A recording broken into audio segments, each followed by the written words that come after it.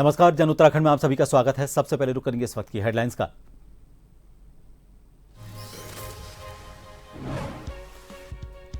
कोटद्वार को सीएम धामी ने दी कई परियोजनाओं की सौगात। मालनपुर का किया लोकार्पण। जनता इंटर कॉलेज में आयोजित कार्यक्रम को वर्चुअली किया संबोधित।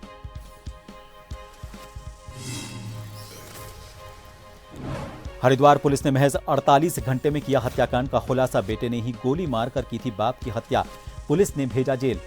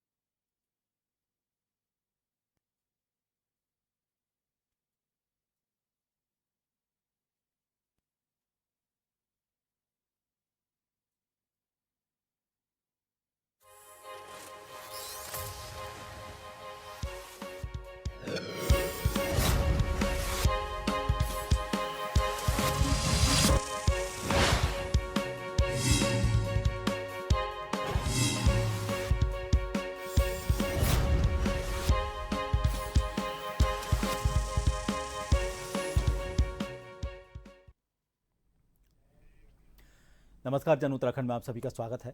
मैं हूं प्रभात। सबसे पहले हेडलाइंस।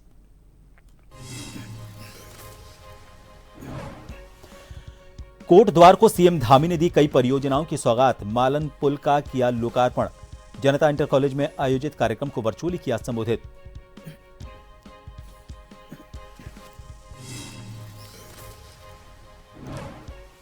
हरिद्वार पुलिस ने महज 48 घंटे में किया हत्याकांड का खुलासा। बेटे ने ही गोली मारकर की थी बाप की हत्या, पुलिस ने भेजा जेल।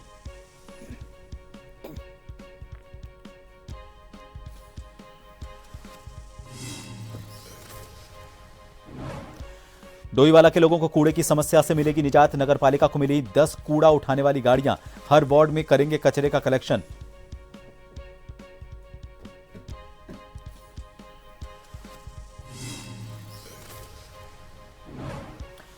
विकासनगर में विजिलेंस टीम ने राजस्व उप निरीक्षक गुलशन हैदर को रिश्वत लेते हुए किया गिरफ्तार। एक व्यक्ति से काम के बदले ली थी घूस।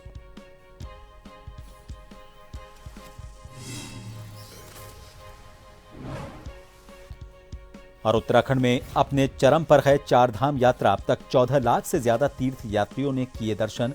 यात्रियों के रजिस्ट्रेशन का क्रम लगातार जारी।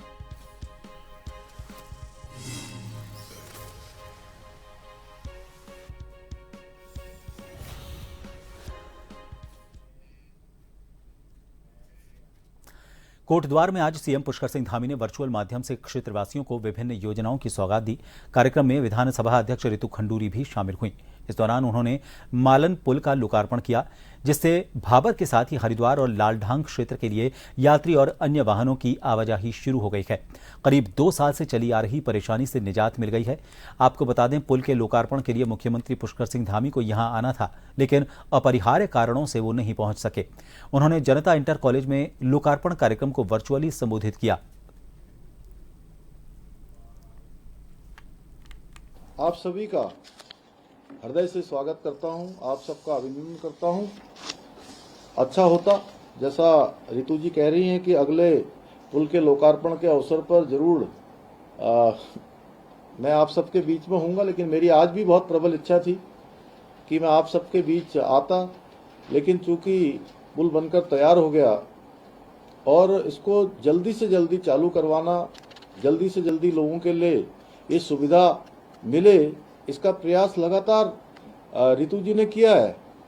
तो इसलिए ज़्यादा समय देर किए बिना जैसे ही मुझे बताया गया कि पुल तैयार हो गया है रितु जी के द्वारा, तो मैंने कहा कि नहीं, आप जल्दी से जल्दी इसको जन सामान्य के लिए चालू कर दीजिए। अच्छा होता कि आप सबके बीच स्वयं उपस्थित होकर इस महत्वपूर्ण अवसर का साक्षी बनता। पूर्व निर्धारित पहले से ही कार्यक्रम थे। इसके कारण से आपसे मैं आज इस वर्चुअल माध्यम से जुड़ पा रहा हूँ। मुझे अत्यंत प्रसन्नता है कि आज कोटद्वार विधानसभा क्षेत्र के अंतर्गत लगभग 62 करोड़ से भी अधिक लागत से निर्मित सिडकुल से कोटद्वार शहर को जोड़ने वाले और अन्य कार्यों का आज हम यहाँ पर लोकार्पण, इस सेतु का लोकार्पण कर रहे हैं। मुझे बताया गया कि मालन नदी पर निर्मित इस सेतु के निर्माण में राज्य में पहली बार ऐसी अभिनव तकनीक का प्रयोग किया गया है, जिसके माध्यम से न केवल इस पुल का निर्माण 1 वर्ष की अल्पावधि में सफलतापूर्वक पूर्ण किया गया है, बल्कि इस नवीनतम तकनीकी की सहायता से लगभग 13 करोड़ रुपए की धनराशि की बचत भी हुई है। उत्तराखंड के पूर्व मुख्यमंत्री और हरिद्वार से सांसद त्रिवेंद्र सिंह रावत आज भगवानपुर विधानसभा क्षेत्र के एक गांव सिकंदरपुर पहुंचे। यहां पर मुस्लिम राजपूत समाज के लोगों ने उनका स्वागत किया। कार्यक्रम में पहुंचे त्रिवेंद्र सिंह रावत ने कहा कि मुस्लिम राजपूत समाज के लोग उनका खून हैं, वो अपने खून से मिलने आए हैं। उन्होंने कहा कि आज शानदार दिन है जब राजपूत समाज के लोग महाराणा प्रताप के नाम पर एक हो रहे हैं।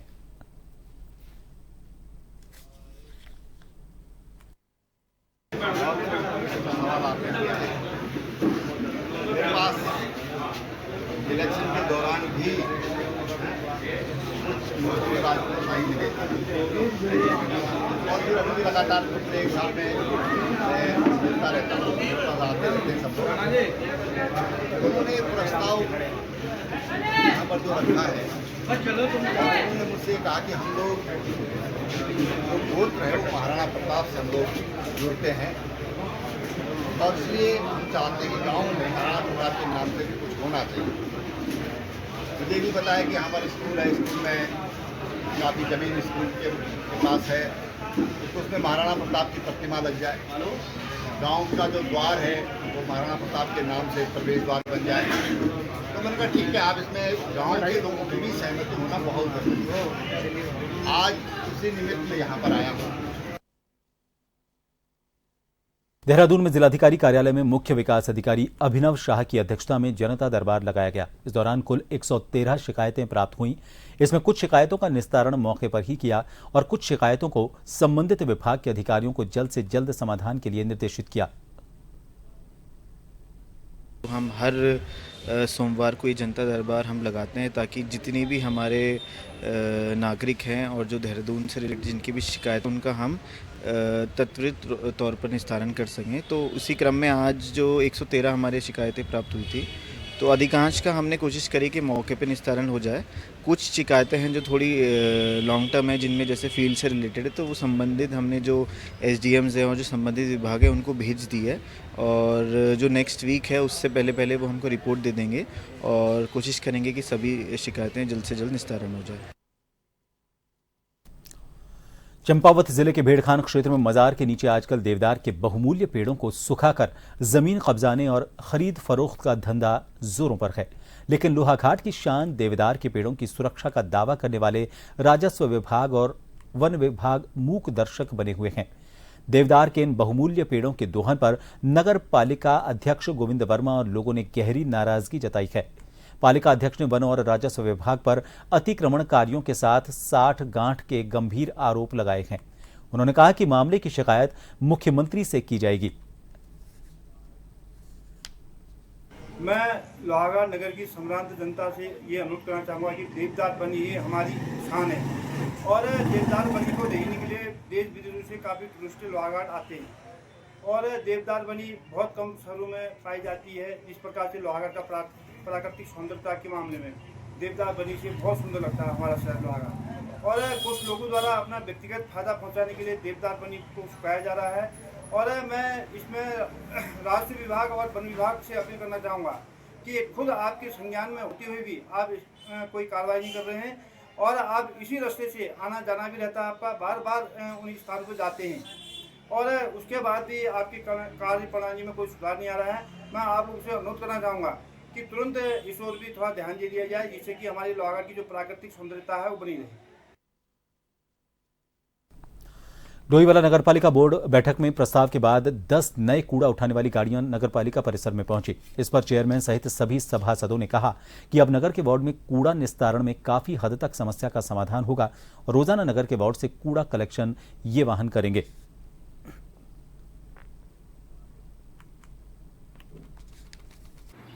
हमारी डोर टू डोर कूड़ा उठाने की व्यवस्था को और अधिक सुचारू करने के लिए जो हमारे निर्वाचित बोर्ड था उसके द्वारा अपनी प्रथम बोर्ड बैठक में प्रस्ताव पारित किया गया था कि जो वाहन है वो कम पड़ रहे हैं तो 10 अतिरिक्त नए वाहन क्रय कर लिए जाए। उसी क्रम में आज जो 10 नए वाहन क्रय किए गए वो जनता को समर्पित किए गए और माननीय अध्यक्ष महोदय द्वारा इन वाहनों को हरी झंडी दिखाकर रवानगी नगर पालिका कार्यालय से करवाई गई। निरंतर बोर्ड जो है हमारा जो बोर्ड है शहरवासियों को बेहतर सुविधाएं देने के लिए प्रयास करता है। इसी क्रम में हमारे बोर्ड द्वारा लगभग 6 करोड़ की लागत से 101 जो निर्माण कार्य हैं उनकी भी निविदा आमंत्रित की गई है और नगर पालिका अपने शहरवासियों को बेहतर से बेहतर सुविधाएं देने के लिए प्रयास करता है।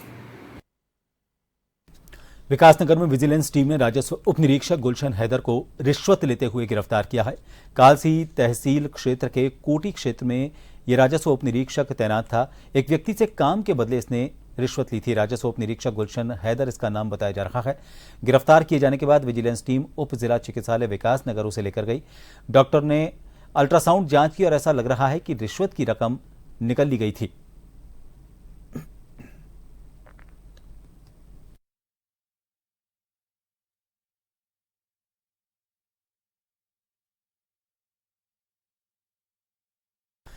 एक ब्रेक के लिए रुकेंगे, आप देखते रहिए जन टीवी।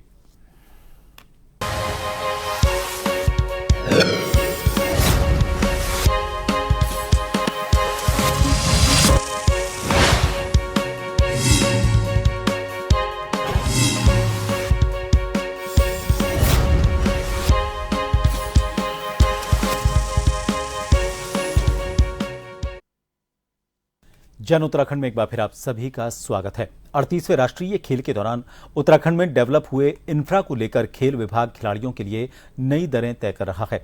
खेल विभाग के निदेशक प्रशांत आर्य ने कहा कि हाल ही में उत्तराखंड खेल विभाग के द्वारा 38वें राष्ट्रीय खेल के लिए बेहतर इंफ्रास्ट्रक्चर डेवलप किया गया। इसमें प्रदेश के खिलाड़ी अपनी प्रतिभा को बेहतर बना सकें, इसके लिए नई दरें 14 से 15 दिन के भीतर तय हो जाएंगी। हालांकि दरें पहले से तय हैं, लेकिन वो पुराने इंफ्रा के मुताबिक तय की गई थी। अब नए इंफ्रा को लेकर नई दर तय की जा रही है। तैयार है उसमें ज़्यादा से ज़्यादा बच्चे जो खिलाड़ी हैं, जो इच्छुक हैं, एस्पायरेंट्स हैं, वो लोग उनका सुविधा का लाभ ले सकें। उसके लिए पे एंड प्ले स्कीम पहले से है। चूँकि नया स्ट्रक्चर बने हैं, नया इंफ्रा है, अच्छे इक्विपमेंट है, लेटेस्ट टेक्नोलॉजी के साथ है, लेटेस्ट इक्विपमेंट भी है, तो उसमें हम लोग नया दरों का निर्धारण शीघ्र ही कर रहे हैं। मेरा उम्मीद है कि 10 से 15 दिन में हमारा समिति निष्कर्ष लेके हम लोगों से गवर्नमेंट से वेट करा लेंगे कि इन दरों पे जो भी हमारे बच्चे हैं जो खेलना चाहते हैं, आगे बढ़ना चाहते हैं स्पोर्ट्स के फील्ड में, उनके लिए वो सुविधा न्यूनतम दरों पे हम लोग उपलब्ध करेंगे। हत्या के मामले में हरिद्वार की खानपुर पुलिस ने बड़ी कामयाबी हासिल की। दरअसल पुलिस ने हत्या जैसे संगीन जुर्म की उलझी हुई कड़ी को मात्र 48 घंटे में सुलझा लिया। एसएसपी ने इसे पारिवारिक कलह बताया और यह बताया कि मृतक किसी तरह का कोई काम नहीं करता था और शराब पीने का आदी था। इसके चलते घरेलू कलह बना ही रहता था और इसी से परेशान होकर बेटे ने ही अपने पिता को रात में गोली मार दी और हथियार गन्ने के खेत में छिपा दिया था। हालांकि पुलिस ने आरोपी बेटे को हत्या के जुर्म में अब जेल भेज दिया है। मैनुअल पुलिसिंग के माध्यम से जो हमारा मुख्य संदेह था वो पारिवारिक पृष्ठभूमि पर ही लगातार चल रहा था। तो इस क्रम में पुलिस के द्वारा जब परिजनों से लगातार पूछताछ की गई तो मृतक का जो बड़ा बेटा सूरज, उसके क्रियाकलापों के बारे में पुलिस के ने लगातार उससे पूछताछ जब की गई तो ये बात प्रकाश में आई कि जो सूरज है वो उसका अपने पिता से लगातार मनमुटाव चल रहा था और क्योंकि वो सोशल मीडिया में लगातार कुछ इस तरीके की चीज़ें अपलोड कर रहा था, उसको भी पुलिस ने संज्ञान में रखा था। जब अभियुक्त से पूछताछ की गई, इसके द्वारा घटनाक्रम को स्वीकार किया गया। अपने पिता की हत्या करना इसने स्वीकार किया और जिस असलहे से इसने हत्या की थी वो भी पुलिस को इसने रिकवर कराया पूछताछ में इसने ये भी बताया कि अपने पिता से इसका लगातार कई समय से मनमुटाव चल रहा था और अपने पिता को क्योंकि इसके पिता कुछ काम नहीं कर रहे थे और लगातार शराब पीने के वो आदी थे, इसको लेके इनके घर में लगातार झगड़ा चलता था और इसके साथ भी ये झगड़ा कंटिन्यू चल रहा था। उत्तराखंड में चारधाम यात्रा अपने चरम पर है। चारों धामों के कपाट खुलने के बाद अभी तक 14 लाख से ज्यादा तीर्थयात्रियों ने दर्शन कर लिए हैं। जानकारी के लिए बता दें, गंगोत्री, यमुनोत्री, केदारनाथ धाम, बद्रीनाथ धाम और हेमकुंड साहिब के दर्शन के लिए तीर्थ यात्रियों के रजिस्ट्रेशन का क्रम लगातार जारी है। इस पर ज्यादा जानकारी देते हुए प्रदेश के पर्यटन एवं तीर्थाटन मंत्री सतपाल महाराज ने कहा कि भारत और पाकिस्तान के बीच तनाव के दौरान तीर्थ यात्रियों की संख्या कम हुई थी, लेकिन अब एक बार फिर से लोग काफी तादाद में सभी धामों में पहुंच रहे हैं।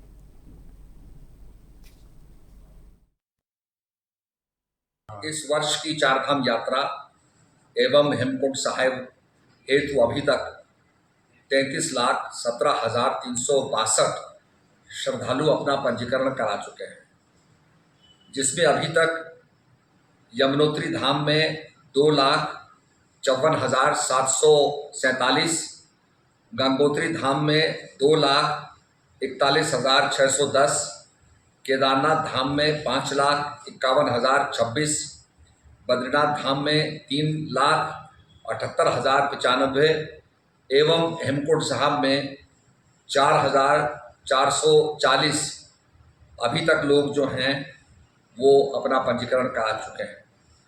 कुल मिला के जो संख्या है वो 14,29,918 श्रद्धालु इन चार धाम के अंदर दर्शन कर चुके हैं।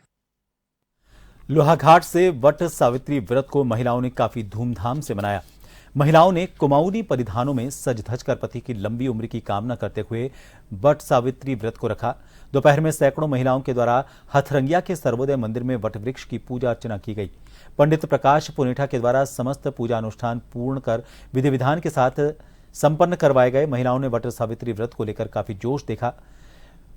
पंडित प्रकाश पुनेठा ने बताया कि ज्येष्ठ मास की अमावस्या को यह व्रत रखा जाता है। इस बार वट सावित्री के दिन सोमवती अमावस्या का शुभ संयोग भी बन रहा है, इसलिए आज व्रत रखना और भी फलदायी रहेगा।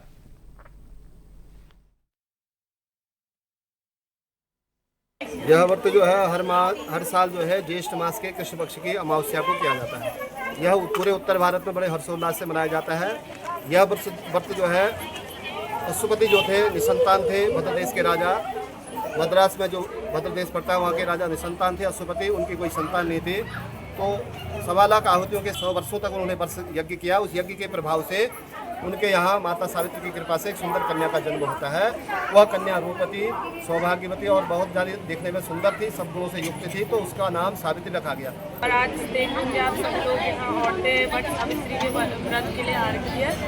और यह व्रत जो पत्नियाँ होती है वो अपने पति के लंबी उम्र के लिए रखती है और संतान प्राप्ति के लिए रखती है।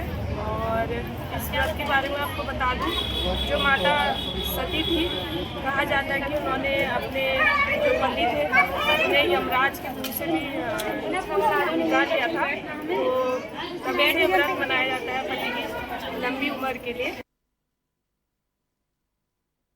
कालाढूंगी में बालिका पीएमश्री इंटर कॉलेज के मुख्य द्वार के सामने कूड़े का ढेर लगा हुआ है। प्रधानाचार्य इसकी शिकायत कई बार पालिका प्रशासन को कर चुके हैं, लेकिन जिम्मेदार संज्ञान नहीं ले रहे हैं। इस संबंध में उप जिलाधिकारी पारितोष वर्मा ने बताया कि नगरपालिका प्रशासन से बात कर जल्द ही कूड़े के ढेर को दूसरी जगह शिफ्ट किया जाएगा।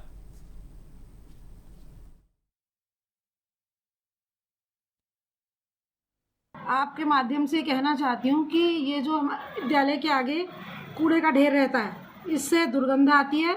और ठीक गेट के स्कूल गेट के सामने है, हमारे स्कूल में मिड डे मील भी बनता है, जो कि बड़ा अस्वास्थ्यकर है। यहाँ से दुर्गंध और वायरस और बैक्टीरिया आते हैं, मक्खियाँ आती हैं। और कई बार नगर पालिका को यहाँ लिखा गया है, नगर पंचायत को, अध्यक्ष जी को भी हमने कई वर्षों से इसके संबंध में कहा गया, और ये कूड़ा यहाँ से निस्तारित नहीं होता। एक बार इसका स्थान बदला भी गया था, किंतु फिर यहाँ पर ही ये कूड़ा डाला जाता है। बीमारियाँ बहुत फैलती है, पूरा समाज, सभी लोग बोलते हैं कि गंदगी अपने आसपास मन मत रहने दो, अब जैसा कि सुना है कि महिला इंटर कॉलेज के पास गंदगी हो रही है, कि बीमारी तो सबको फैलेगी, समाज में फैलेगी। और इस समय बरसात का मौसम भी आ रहा है, तो बीमारी तो 99% गंदगी से ही फैलेगी। देखिए, आपके चैनल के माध्यम से ये खबर संज्ञान में आई है और इसके संबंध में नगर पालिका के जो हैं उनसे वार्ता की गई है और इसका कोई ना कोई समाधान निकालने का प्रयास किया जाएगा। और निश्चित रूप से स्कूल के करीब है तो इस तरीके के थोड़ा इकट्ठा करना या थोड़ा शिफ्टिंग करनी है वो रोक लगाने के लिए आवश्यक भी कदम उठाए जाएंगे। कालाढूंगी के पीएम श्री बालिका इंटर कॉलेज में अहिल्याबाई होलकर की जयंती मनाई गई। इस दौरान भाजपा प्रदेश प्रवक्ता विकास भगत ने अहिल्याबाई होलकर के जीवन पर प्रकाश डालते हुए छात्राओं को उनके जीवन शैली का अनुसरण करने का आग्रह किया। विद्यालय प्रबंधन ने मेधावी छात्राओं को सम्मानित किया।